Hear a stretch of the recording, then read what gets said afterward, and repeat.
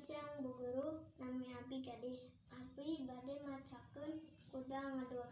Kuda ngedul. Zaman baheula aya hiji kuda nu kacida ngedulna. Eta kuda teh dipiara ku jalma beungar anu ngaranna Abdul.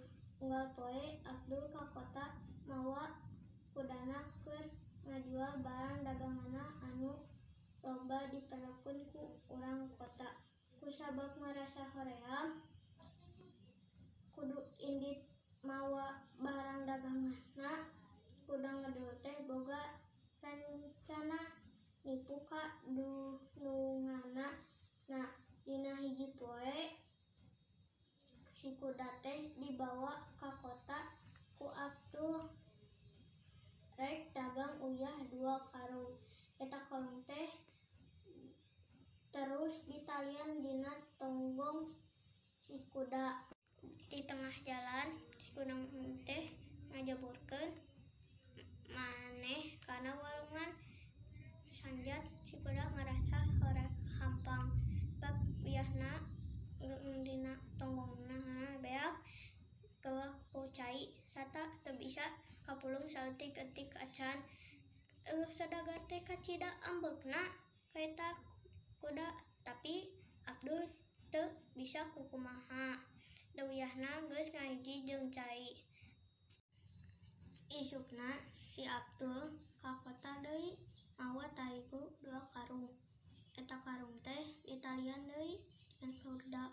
Kamari deui wae kuda teh ngajaburkeun maneh ka walungan. Atuh puguh tarigu teh beak kabawa palit bari jeung ambek Abdul terus balik deui ka imahna teu jadi ngajual barang daganganna. Isukna Abdul neangan akal sangkan kuda nu ngedul teh teu ngalakukeun pagawean jiga kamari deui. Abdul neangan kapas tuluy di karung sangkan ditalian kana tonggong kuda. Di tengah jalan jika kamari deui we kuda teh ngajaburkeun manehna kana walungan. Tapi basa manehna hanjat ngarasa kacida beratna karung nu dieusi ku kapas teh. Manehna ngarasa kaduhung ngalakukeun pamolah model kitu sabab manehna kudu terus ka kota mawa kapas anu sakitu beratna. Atur nuhun. Terjemahannya, zaman dahulu ada seekor kuda yang sangat pemalas sekali. Itu dipelihara oleh orang kaya yang namanya Abdul. Setiap hari Abdul ke kota membawa kudanya untuk menjual barang dagangannya yang banyak diperlukan oleh orang kota. Oleh sebab merasa enggan harus membawa barang dagangannya, kuda pemalas itu mempunyai rencana membohongi majikannya. Pada suatu hari, kuda itu dibawa ke kota oleh Abdul mau menjual garam 2 karung. Itu karung kemudian diikat pada punggung kuda. Di tengah perjalanan kuda pemalas itu menceburkan dirinya ke sungai. Saat naik ke daratan, kuda itu merasa ringan sebab barang yang di punggungnya habis terbawa oleh air serta tidak bisa terambil sedikitpun.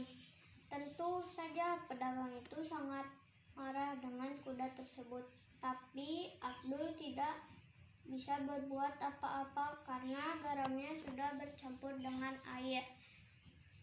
Paginya si Abdul ke kota lagi membawa terigu 2 karung. Itu karung diikat lagi ke kuda seperti kemarin lagi saja.